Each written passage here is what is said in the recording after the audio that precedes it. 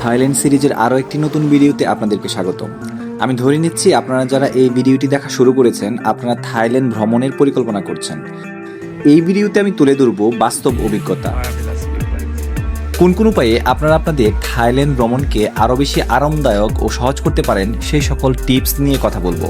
পাশাপাশি থাইল্যান্ড ভ্রমণ করতে গিয়ে আমি যে সকল বাস্তব অভিজ্ঞতার মুখোমুখি হয়েছি সেই সকল চ্যালেঞ্জগুলো নিয়েও কথা বলবো। পুরো ভিডিও দেখে থাকুন।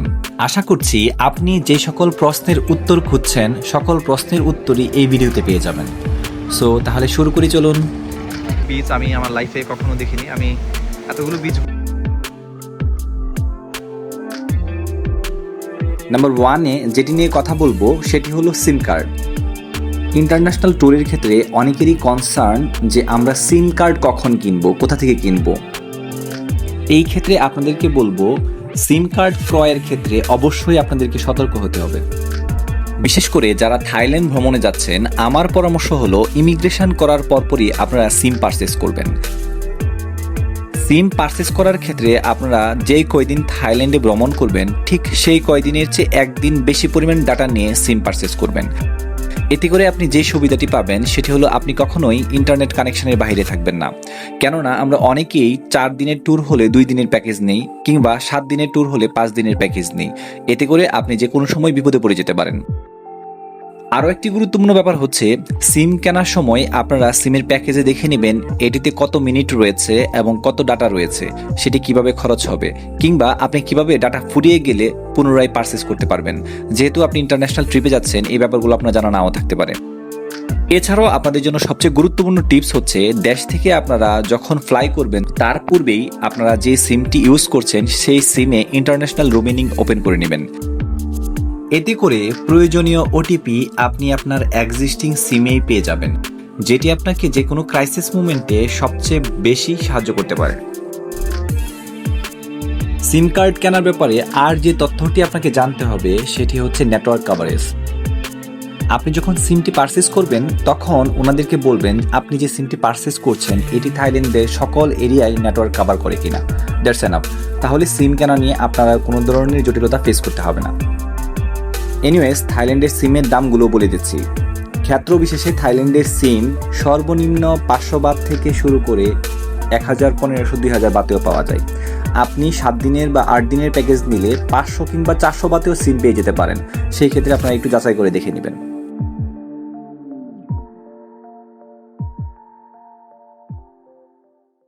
2 নম্বরে যে ব্যাপারটি নিয়ে কথা বলবো সেটি হচ্ছে ডলার নাকি বাত। অর্থাৎ আপনারা যারা থাইল্যান্ড ভ্রমণে যাবেন আপনাদের প্রায় একটা কনফিউশন থাকে, আমি থাইল্যান্ড ভ্রমণে বাংলাদেশ থেকে বাত নিয়ে যাব নাকি ইউএস ডলার নিয়ে যাব। এই ক্ষেত্রে আমি আপনাকে স্পেসিফিক করে বলতে চাই অবশ্যই আপনি থাইল্যান্ড ভ্রমণের সময় ইউএস ডলার নিয়ে যাবেন। চলুন কিভাবে ইউএস ডলার কালেক্ট করবেন, কোথা থেকে কালেক্ট করবেন এবং কোথায় গিয়ে ভাঙাবেন সেই ব্যাপারগুলো আলোচনা করছি। বাংলাদেশ থেকে আপনি ইন্টারন্যাশনাল ট্রিপের ক্ষেত্রে 2টি বৈধ উপায়ে ডলার পেতে পারেন। নাম্বার 1, বাংলাদেশের রাষ্ট্রায়ত্ত কোনো ব্যাংক থেকে। নাম্বার 2, ইমিগ্রেশনের পর বাংলাদেশের এয়ারপোর্টে যে বিভিন্ন বুথগুলো রয়েছে সেখান থেকে। আপনাদের জন্য পরামর্শ হচ্ছে এই ক্ষেত্রে ইমিগ্রেশনের পর ডলার কালেক্ট করাটা অনেক রিস্কি, কেননা আপনি আপনার চাহিদা অনুযায়ী ডলার নাও পেতে পারেন। তাই আপনারা যে কাজটা করতে পারেন সেটি হচ্ছে বাংলাদেশের যে কোনো একটি রাষ্ট্রায়ত্ত ব্যাংক থেকে, অর্থাৎ রাষ্ট্রায়ত্ত ব্যাংকের প্রধান শাখা মতিঝিল থেকে ডলার কালেক্ট করতে পারেন। সেই ক্ষেত্রে ভ্রমণের প্রয়োজনীয় ডকুমেন্টস যেমন রিটার্ন ইয়ার টিকেট, ট্রাভেল আইটেনারি, ভিসার কপি, পাসপোর্টের ফটোকপি এবং আপনারা কতজন ভ্রমণে যাবেন সেই প্রমাণপত্র 1 কপি ফটোকপি নিয়ে আপনারা যে কোনো একটি রাষ্ট্রায়ত্ত ব্যাংকের প্রধান শাখায় গেলে ডলার কিনতে পারবেন। আমি সোনালী ব্যাংকের প্রধান শাখা মতিঝিল থেকে ডলার পারচেস করেছিলাম। ডলার পারচেস করার সময় ব্যাংক কর্তৃপক্ষ আপনার পাসপোর্টে ডলার এন্ডোর্সমেন্ট করে দিবেন। সেই ক্ষেত্রে আপনি যে পরিমাণ ডলার এন্ডোর্স করছেন তার একটি রিসিট আপনাকে দিবে, যেটি ইমিগ্রেশনের সময় আপনাকে অনেক হেল্প করবে। প্রয়োজনে সেটি আপনি ইমিগ্রেশনের সময় ব্যবহার করবেন। তার পাশাপাশি বলে রাখছি যারা থাইল্যান্ড ভ্রমণে যাবেন অবশ্যই অল্প পরিমাণ অর্থাৎ 800 থেকে 1000 বাত আপনি নিয়ে যেতে পারেন। সেই বাতও আপনারা চাইলে ইমিগ্রেশনের পর বিভিন্ন ব্যাংকের বুথ থেকে পারচেস করতে পারেন। অল্প পরিমাণ বাদ নেওয়ার কারণ হচ্ছে আপনারা ইমিগ্রেশনের পর সিম পারচেজ এবং আপনার হোটেলে পৌঁছানোর জন্য যে পরিমাণ খরচ লাগবে সেটা এখান থেকে কভার হয়ে যাবে। তারপর আপনি আপনার হোটেলে পৌঁছানোর পর সেখানে আশেপাশে অনেক কারেন্সি এক্সচেঞ্জ শপ পাবেন, সেখান থেকে আপনি আপনার ডলারকে বাতে কনভার্ট করে নেবেন এবং অনেক ভালো একটা রেট পাবেন।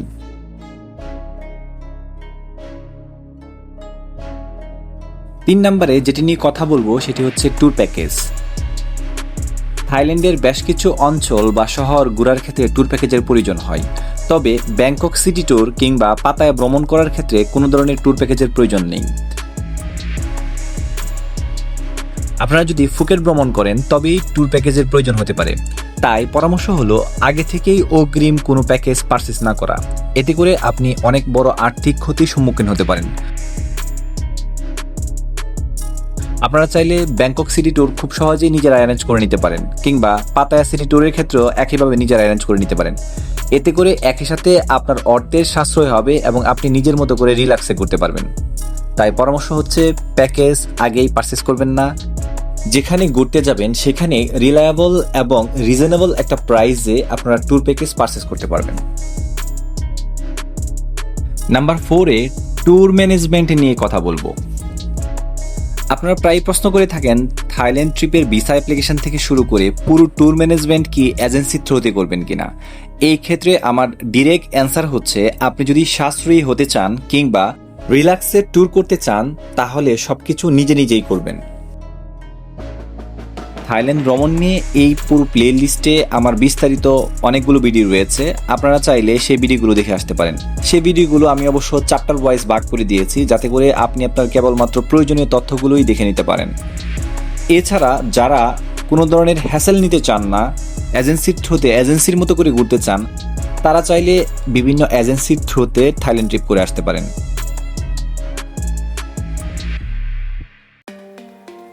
তবে একটি ব্যাপার অবশ্যই সমীচীন যে থাইল্যান্ডের ভিসা অ্যাপ্লিকেশন সহজ হলেও এই ক্ষেত্রে কয়েকটি গুরুত্বপূর্ণ ডকুমেন্টসের প্রয়োজন হয়, যা আপনাকে ম্যানেজ করতে গেলে অনেক শ্রম দিতে হবে।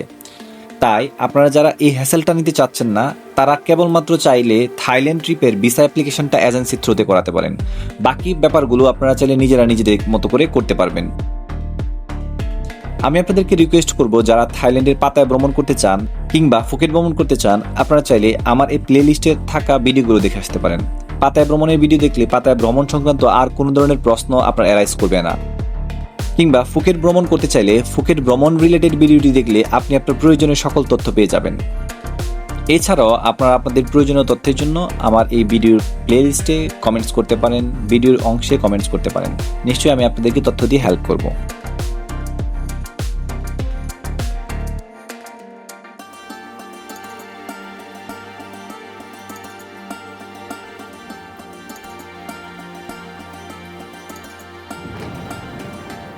এরপর যেটি নিয়ে কথা বলবো সেটি হচ্ছে গুগল ট্রান্সলেটর। থাইল্যান্ডের অধিকাংশ মানুষই ইংরেজিতে কথা বলতে কমফোর্ট করেন না, কিংবা তারা তাদের মাতৃভাষায় কথা বলতে কমফোর্ট করে। থাইল্যান্ড ভ্রমণে গিয়ে কমিউনিকেশন জটিলতায় পড়েননি এমন মানুষ খুঁজে পাওয়া বিরল। আমি নিজেও বেশ কয়েকবার এই কমিউনিকেশন জটিলতায় পড়েছি। থাইল্যান্ডের স্থানীয় মানুষরা খুব সাধারণ সিম্পল ইংরেজি ল্যাঙ্গুয়েজেও কথা বলতে পারেন না। এই ক্ষেত্রে আমি আপনাদেরকে অনুরোধ করব থাইল্যান্ড ভ্রমণে যাওয়ার আগে ফ্রিতে বেশ কিছু ট্রান্সলেটর পাওয়া যায়, যেগুলো বাংলা থেকে থাই অথবা ইংরেজি থেকে থাই ইজিলি ল্যাঙ্গুয়েজটা কনভার্ট করে দেয়। আপনারা এই জাতীয় একটি অ্যাপস ইনস্টল করে নেবেন এবং এই অ্যাপসের সাহায্যে আপনি আপনার প্রয়োজনীয় কথাবার্তা থাইল্যান্ডের মানুষের সাথে শেয়ার করতে পারবেন। আদারওয়াইজ আপনি কিন্তু সেখানে গিয়ে খুব বড় জটিলতায় পড়তে পারেন। খুব ছোট ছোট ব্যাপারও হচ্ছে আপনি তাদেরকে কনভিন্স করতে পারবেন না বা বুঝাতে পারবেন না যদি আপনি থাই ল্যাঙ্গুয়েজ বলতে না পারেন। সো যেহেতু আমরা থাই ল্যাঙ্গুয়েজে কথা বলতে পারি না, দ্যাটস ওয়াই ট্রান্সলেটারই একটা গুরুত্বপূর্ণ মাধ্যম। তাই আমার পরামর্শ থাকবে থাইল্যান্ড ভ্রমণের পূর্বে অবশ্যই একটি ট্রান্সলেটর ইনস্টল করে নিয়ে যাবেন। এরপর যে বিষয়টি নিয়ে কথা বলবো সেটি হচ্ছে ক্রেডিট কার্ড ফেসিলিটিস। ইন্টারন্যাশনাল ট্রিপে ক্রেডিট কার্ড একটি গুরুত্বপূর্ণ মাধ্যম। আপনারা যারা থাইল্যান্ড বা বিভিন্ন দেশে ভ্রমণ করে থাকেন নিশ্চয়ই আপনারা অবগত আছেন ক্রেডিট কার্ড কিভাবে আপনার জন্য হেল্পফুল হতে পারে। তাই আমার পরামর্শ হলো আপনারা থাইল্যান্ড ভ্রমণের পূর্বে পারলে একটি ক্রেডিট কার্ড সাথে রাখুন। বিশেষ করে এই ক্রেডিট কার্ড ব্যবহার করে আপনারা থাইল্যান্ড সিটি ট্যুরে বিভিন্ন প্যাকেজ কিংবা হোটেল রিজার্ভেশন কিংবা লাউঞ্জ অ্যাক্সেস ফেসিলিটিস নিতে পারেন। এই ক্রেডিট কার্ড ব্যবহার করে আমি থাইল্যান্ডে ফ্রিতে ইন্টারন্যাশনাল লাউঞ্জ অ্যাক্সেস ফেসিলিটিস নিয়েছিলাম। তাছাড়াও সিটি ট্যুরে এনসিএন সিটি ট্যুরের টিকিট পারচেস করেছিলাম। মজার ব্যাপার হচ্ছে এই ক্রেডিট কার্ড দিয়ে যখন আমি টিকিট পারচেস করেছি তখন আমি প্রায় 45% অফ পেয়েছিলাম। হয়তো এই ক্রেডিট কার্ড না থাকলে আমাকে ফুল পেমেন্ট করতে হতো। সো ইন্টারন্যাশনাল ট্রিপে ক্রেডিট কার্ড একটি গুরুত্বপূর্ণ মাধ্যম। সম্ভব হলে আপনারা আপনাদের প্রিফারেবল ক্রেডিট কার্ড ইউজ করতে পারেন। বেশ কয়েকটি জনপ্রিয় ক্রেডিট কার্ডের মধ্যে সিটি ব্যাংকের ক্রেডিট কার্ড রয়েছে, কিংবা আপনারা চাইলে ইউসিবির ক্রেডিট কার্ড ইউজ করতে পারেন। আমি বেসিক্যালি ইবিএল এর ক্রেডিট কার্ড ইউজ করেছিলাম, যদিও এটাতে এখন সুযোগ অনেক কম বা সীমিত করে দিয়েছে। আপনারা চাইলে আপনাদের পছন্দ অনুযায়ী বিভিন্ন ধরনের ক্রেডিট কার্ড ইউজ করতে পারেন। তবে পরামর্শ থাকবে ক্রেডিট কার্ড ব্যবহারের পূর্ব সতর্কতা। আপনি আপনার ক্রেডিট কার্ড যার তার হাতে দিয়ে দিবেন না, কেননা ক্রেডিট কার্ডের নাম্বারটি এবং ক্রেডিট কার্ডের পেছনের 3 কোডের সিবিসি কারো হাতে চলে গেলে সে ফ্রড ট্রানজ্যাকশন করতে পারে। তাই ক্রেডিট কার্ড ব্যবহারে সতর্কতা অবলম্বন করবেন। এরপর যেটি নিয়ে কথা বলবো সেটি হচ্ছে সস্তায় হোটেল বুকিং। আপনাদের অনেকেরই প্রশ্ন থাকে থাইল্যান্ডের কোন এরিয়াতে সবচেয়ে কম খরচে হোটেল পাওয়া যায়, কিংবা সবচেয়ে ভালো মানের হোটেল কম খরচে কিভাবে বুকিং করবেন। এই ক্ষেত্রে আপনারা চেষ্টা করবেন থাইল্যান্ড ভ্রমণের মিনিমাম 1 থেকে 1.5 মাস আগে booking.com থেকে হোটেল বুক করতে। তাহলে আপনারা খুব অল্প মূল্যেই হোটেল পেয়ে যাবেন। আরও একটি ব্যাপার এখানে রয়েছে, আপনি যদি সোলো ট্রাভেলার হন সেই ক্ষেত্রে booking.com-এ ফিল্টার থেকে আপনি প্রাইস রেঞ্জ সেট করে হোটেল বুক করতে পারেন। এছাড়াও আপনাদের আরও একটি টিপস শেয়ার করছি। যদি আপনারা থাইল্যান্ডে পৌঁছানোর পর স্পটে গিয়ে হোটেল বুক করবেন তাহলে আপনি খুব অল্প খরচে হোটেল পেতে পারেন। সেই ক্ষেত্রে আপনাকে একটু ঝুঁকি নিতে হবে। যদি আপনার সাথে ফ্যামিলি থাকে তাহলে আমি সাজেস্ট করব booking.com থেকে আগে হোটেল বুক করে যাওয়া। সো এই ক্ষেত্রে ক্রেডিট কার্ড ইউজ করে যখন আপনারা হোটেল বুক করবেন, আমি পরামর্শ দিব যেগুলোতে পেমেন্ট প্রয়োজন নেই বা অন স্পট পেমেন্ট করে হোটেল বুক করা যায় সেই প্রক্রিয়াতে আপনি হোটেল বুক করেন। কিভাবে অল্প খরচে ইন্টারন্যাশনাল হোটেল বুক করবেন এই নিয়ে আমার একটি ডেডিকেটেড ভিডিও রয়েছে। আপনারা চাইলে আই বাটন থেকে অথবা ডেসক্রিপশন বক্স থেকে সেই ভিডিওটি দেখে আসতে পারেন। তাহলে হোটেল সংক্রান্ত সকল সমস্যার সমাধান আপনারা পেয়ে যাবেন। এখন চলুন গ্র্যাব, উবার বা বোল্ট নিয়ে কথা বলি। আপনারা অনেকেই প্রশ্ন করেন থাইল্যান্ডের লোকাল সাইট সিইংয়ে বা বিভিন্ন সিটিতে সিটি ট্যুর করার জন্য কী ধরনের যানবাহন ব্যবহার করা উচিত। এই প্রশ্নের সবচেয়ে সহজ উত্তর হলো গ্র্যাব। অর্থাৎ থাইল্যান্ডের ব্যাংককে সিটি ট্যুর অথবা পাতায়াতে সিটি ট্যুর কিংবা ফুকেটে সিটি ট্যুর করার জন্য আপনারা সবচেয়ে সহজে গ্র্যাবে যাতায়াত করতে পারেন, এবং এটির অ্যাপস ইনস্টল করে নিলে আপনি খুব সহজেই বুঝতে পারবেন কত টাকা চার্জ হচ্ছে বা কত টাকা চার্জ নিতে পারে। সবচেয়ে ইন্টারেস্টিং ব্যাপার হচ্ছে গ্র্যাবে গাড়ি কল করার সাথে সাথেই গাড়ি চলে আসে। সর্বোচ্চ আপনাকে 5 থেকে 7 মিনিট ওয়েট করতে হবে।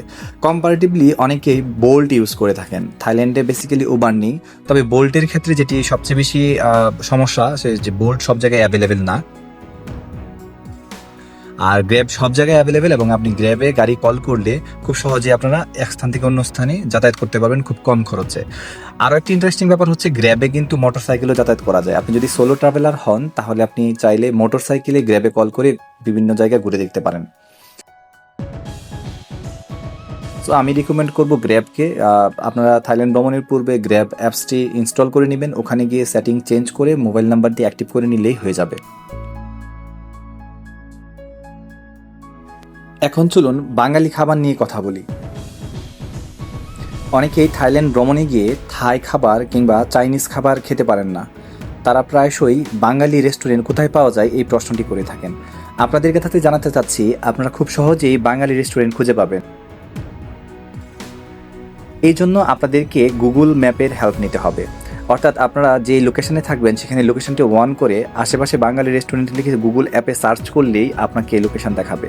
ইন্টারেস্টিং ব্যাপার হচ্ছে আপনি পাতায়াতে ভ্রমণ করলে অসংখ্য বাঙালি রেস্টুরেন্ট পাবেন, কিন্তু আপনি যদি ব্যাংককে চাইনিজ টাউনে থাকেন বা চায়না টাউনে থাকেন সেখানে বাঙালি রেস্টুরেন্ট খুবই রেয়ার, কিংবা ফুকেটে থাকেন সেখানেও বাঙালি রেস্টুরেন্ট খুবই রেয়ার।